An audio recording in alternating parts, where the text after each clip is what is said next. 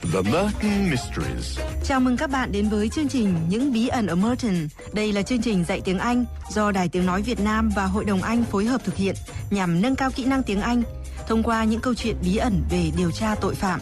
Tên tôi là Cẩm Thi. Hôm nay chúng ta sẽ tiếp tục phần 4 câu chuyện Cô ấy đã ăn những gì. Chúng ta đã biết một người phụ nữ tên là Anna Jenkins đã tổ chức tiệc mừng thương hiệu mới tại nhà hàng ở Merton.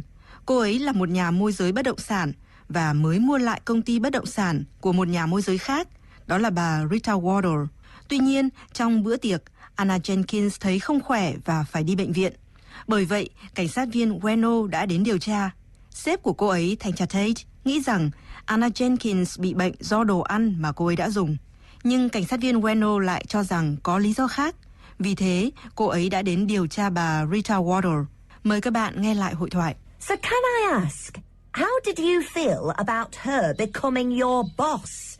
I mean, you've been in the business much longer than she has. Oh, my dear. I don't mind being Anna Jenkins number 2.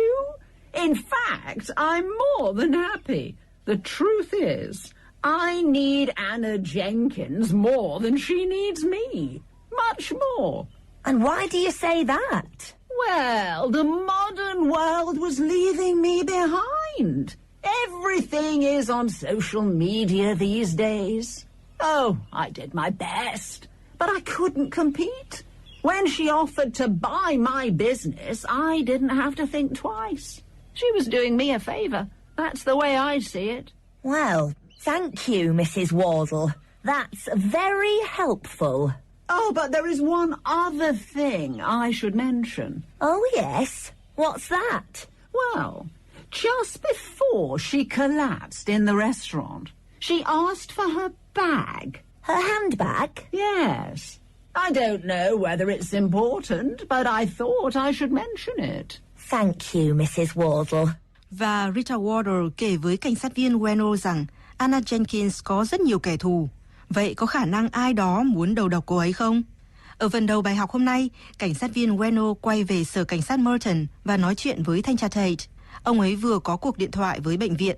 Ông ấy nói, They say they're going to keep Anna Jenkins in for another night. Họ nói họ sẽ tiếp tục giữ Anna Jenkins nằm viện thêm một đêm nữa. Cảnh sát viên Weno hỏi liệu họ có thể nói chuyện với cô ấy không? Nhưng thanh tra Tate nói, No, they say she's still not well enough. Không, họ nói là giờ cô ấy vẫn chưa được khỏe. Sau đó, họ nói về nguyên nhân cô ấy bị bệnh. Thanh tra nói, It was the food. It was something she ate. Chính là thức ăn, là do đồ mà cô ấy đã ăn. Cảnh sát viên Weno đương nhiên không đồng ý. Cô ấy nói, I think someone put something into her food or her drink last night.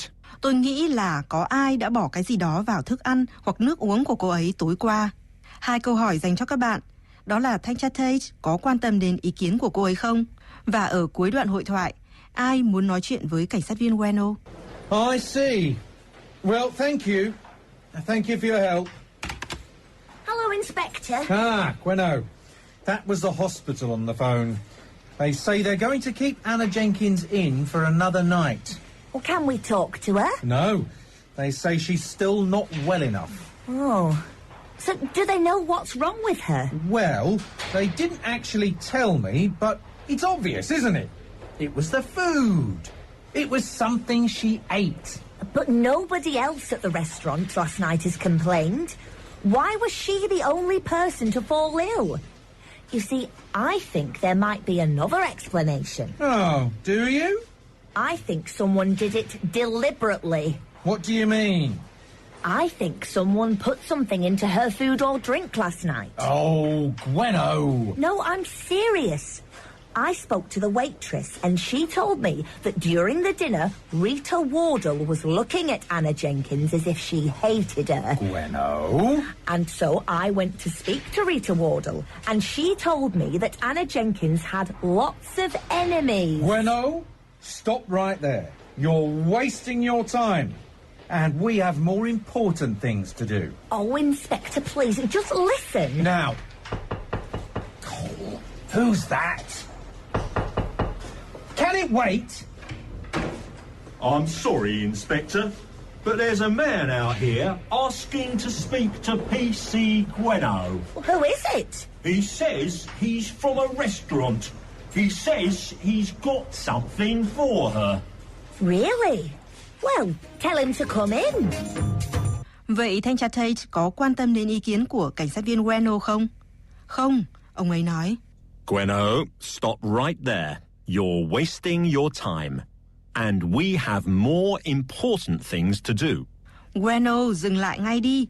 Cô đang phí thời gian của mình đấy. Chúng ta có nhiều việc quan trọng hơn phải làm.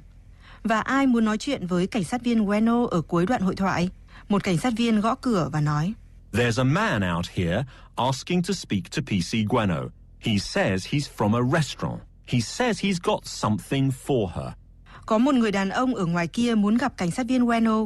Ông ấy nói ông ấy đến từ nhà hàng. Ông ấy bảo là có gì đó cho cô ấy. Có vẻ như là ông Gordini, người chủ nhà hàng Tháp Trắng. Bởi vậy, cảnh sát viên Gueno nói. Tell him to come in. Mời ông ấy vào đi. The Merton Mysteries. Học tiếng Anh qua những câu chuyện trinh thám gay cấn, bí ẩn, đầy hấp dẫn. Đừng bỏ qua khung giờ 10 giờ 15 và 23 giờ các ngày thứ ba và thứ năm hàng tuần trên VOV2 Đài Tiếng nói Việt Nam. Ở đoạn tiếp theo, ông Gordini đi vào phòng và nói. I am sorry to disturb you. Tôi xin lỗi đã làm phiền các vị. Cảnh sát viên Gueno hỏi ông ấy. So, Mr. Gordini, do you have something to tell us? Vậy ông Gordini, ông có điều gì muốn nói với chúng tôi à? Sau đây là 3 câu hỏi các bạn cần lưu ý. Ông Gordini đã tìm thấy cái gì? Ông ấy thấy nó ở đâu? Ở cuối đoạn hội thoại, ông ấy mời thanh tra Tate và Gueno làm gì? This way, please, sir. PC Gueno. I'm sorry to disturb you. That's quite all right. This is Mr. Gordini, Inspector, the owner of the White Tower restaurant. Good evening, Mr. Gordini. Hello, Inspector. So, Mr. Gordini, do you have something to tell us? Well, yes. You see, we found Anna Jenkins' handbag. Did you? Yes. I thought it might be important, so I brought it straight here. You did the right thing, Mr. Gordini. So where was it? Carrie, you know, the waitress. She found it in the ladies' toilets. It was in a cupboard, so she didn't come across it until this afternoon. And how do you know this bag belongs to Anna Jenkins? Because I looked inside and found her driving license. I see. And there is also something else I want to say. Oh, yes? What's that? Whatever happened to Anna Jenkins had nothing to do with the food she ate in my restaurant. You must understand. My food is the best food in Merton. Of course it is, Mr. Gordini. If you don't believe me, I invite you for a meal with us anytime you like, free of charge. That's very kind of you, Mr. Gordini, but that won't be necessary. We will do a thorough investigation into this, I can assure you. Vậy ông Gordini đã tìm thấy cái gì? Ông ấy nói. We found Anna Jenkins' handbag. Chúng tôi đã tìm thấy túi xách tay của Anna Jenkins. Và ông ấy thấy nó ở đâu? Ông ấy nói. Carrie, you know, the waitress, she found it in the ladies' toilets. It was in a cupboard. Là Carrie, cô biết đấy, người phục vụ bàn. Cô ấy đã tìm thấy nó trong nhà vệ sinh nữ. Nó ở trong một cái tủ. Và ở cuối đoạn hội thoại, ông ấy mời thanh tra Tate và cảnh sát viên Gueno làm gì? I invite you for a meal with us anytime you like, free of charge. Tôi xin mời hai vị đến ăn ở nhà hàng chúng tôi bất cứ khi nào, miễn phí. Ông ấy muốn chứng minh rằng đồ ăn của mình là ngon nhất ở Merton. Nhưng thanh tra Tate nói với ông ấy. That's very kind of you, Mr. Gordini, but that won't be necessary. We will do a thorough investigation into this, I can assure you. Ông thật là tốt, ông Gordini, nhưng không cần đâu. Chúng tôi sẽ điều tra thật cặn kẽ vụ này. Tôi có thể đảm bảo với ông. The Merton Mysteries, tăng cường phản xạ nghe và cải thiện kỹ năng nghe tiếng Anh một cách hiệu quả. Chương trình do Đài Tiếng nói Việt Nam và Hội đồng Anh phối hợp thực hiện. Ngay sau khi ông Gordini rời đi, cảnh sát viên Gueno nói. Well, this could be interesting. Chà, điều này thật là thú vị. Và cô ấy giải thích tại sao lại như vậy. You see, Rita Wardle told me that Anna was asking for her handbag in the restaurant just before she collapsed. Ông thấy đấy, Rita Wardle bảo tôi rằng Anna đã tìm cái túi ở nhà hàng ngay trước khi ngã. Bueno đổ mọi thứ trong túi ra bàn và bắt đầu xem xét chúng. Và rồi cô ấy tìm thấy thứ gì đó rất thú vị và đưa cho thanh tra Tate xem. Ông ấy nói, It's just a cutting from a newspaper, a rather old newspaper. đó là một mẩu báo được cắt ra từ một tờ báo khá cũ rồi. Cảnh sát viên Bueno nhìn nó và nói, A photograph of two people. Well, well, well. một bức ảnh có 2 người. Chà, sau đây là 2 câu hỏi dành cho các bạn. Vậy 2 người trong bức ảnh là ai và họ đang ở đâu? Mời các bạn nghe hội thoại. Well, this could be interesting. Oh, yes. You see, Rita Wardle told me that Anna was asking for her handbag in the restaurant just before she collapsed. Was she indeed? So let's have a look.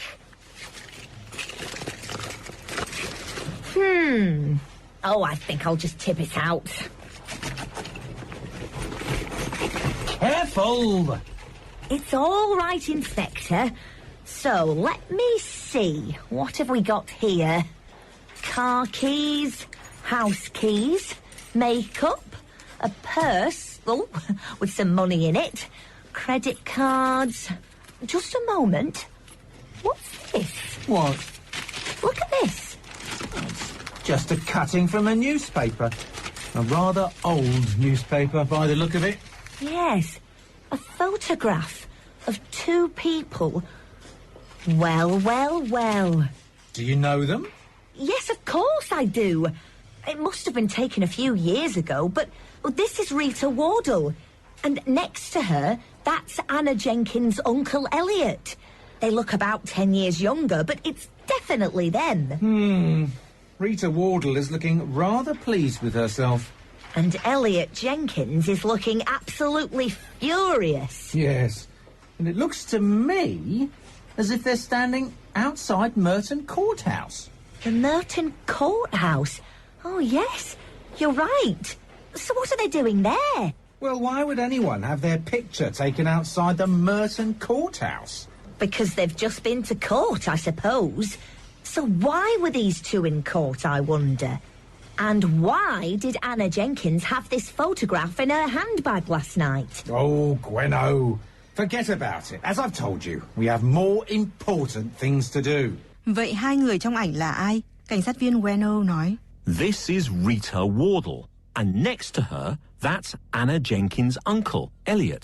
đây là Rita Wardle và cạnh bà ấy, đó là chú của Anna Jenkins tên là Elliot. Hãy nhớ rằng chú Elliot của Anna cũng làm việc trong công ty của cô ấy. Cảnh sát viên Bueno thêm vào, They look about 10 years younger, but it's definitely them. trông có vẻ như những người này trẻ hơn 10 tuổi, nhưng đó chắc chắn là họ. Thanh tra Tate nói, Rita Wardle is looking rather pleased with herself.